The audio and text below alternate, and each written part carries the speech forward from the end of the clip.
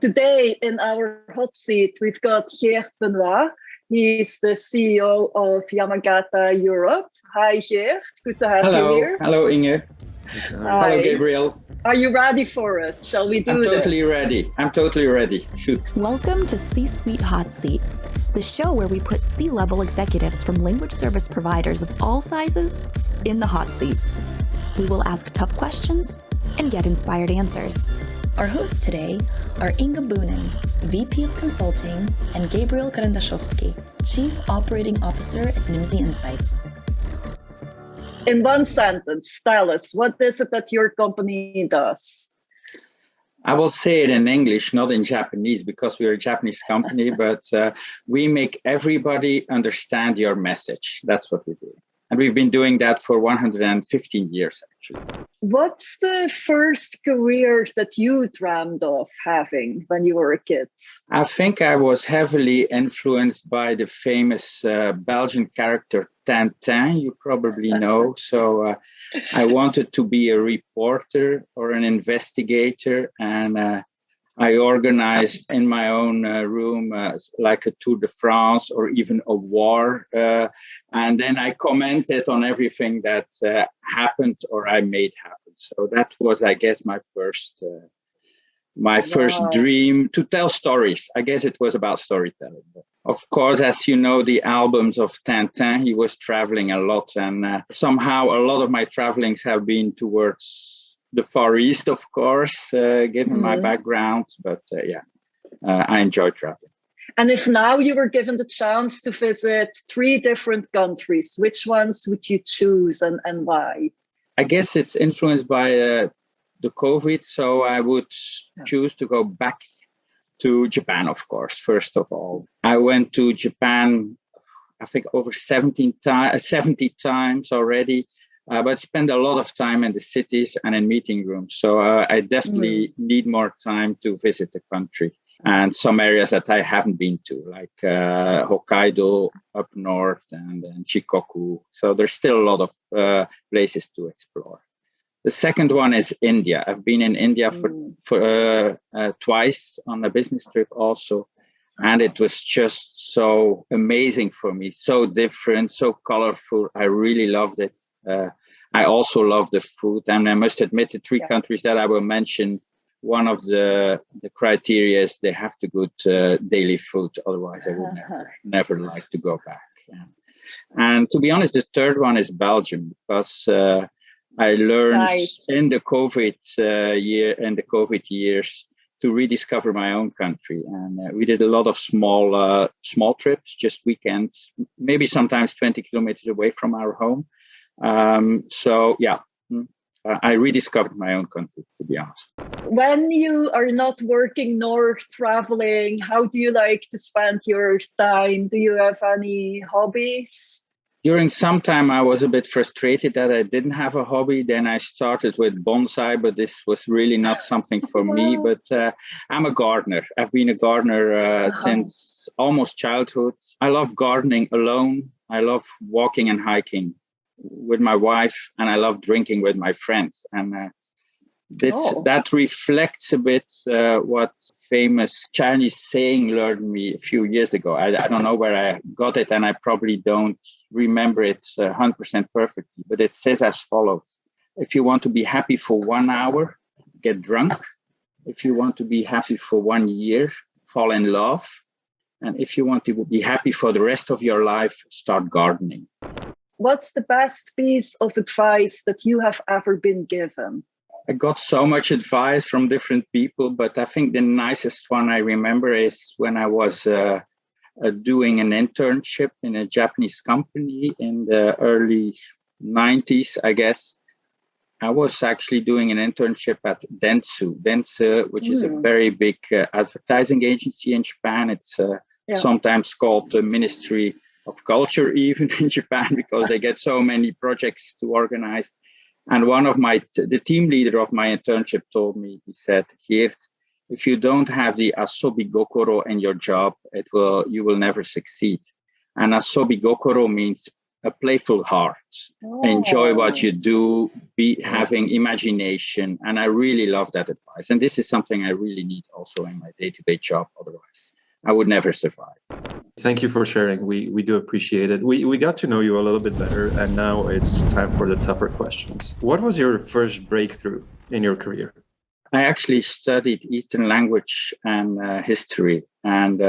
But my first job was a job at a company that hired me to become a programmer. Actually, they told me that if you can speak Chinese, you can also speak Fortran. I never understood why they hired me. But anyway, I quit the job after 2 years. But my second job was something different. And that's what I want to tell is that I was doing an interpreting job at a startup company in Belgium that was owned and managed by American management, Belgian factory workers, and they hired a team of Japanese engineers to implement the Japanese Kanban and Japanese production methodology.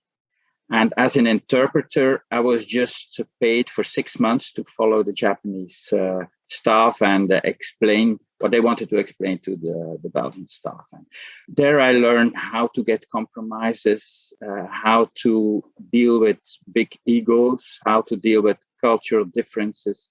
I was really young, but this was a big breakthrough for me that I saw.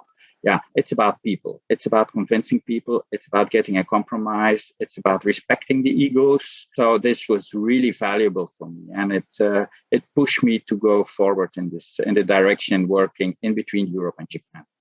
What are perhaps the three main things or occupations you spend your time on a day-to-day basis? It's about people. It's listening and talking to the Yamagata Europe members. It's about listening and talking to the customers. It's about listening and talking to the owner of the company and the Japanese management. And it's also about listening and talking to external people. And I think that is something that we do miss in our industry. It's a very narrow-minded, where we do not listen enough to outsiders in the industry. And I think we should all spend more time to talk to outsiders. I try to make time to do that. What was your biggest failure and what have you learned from it?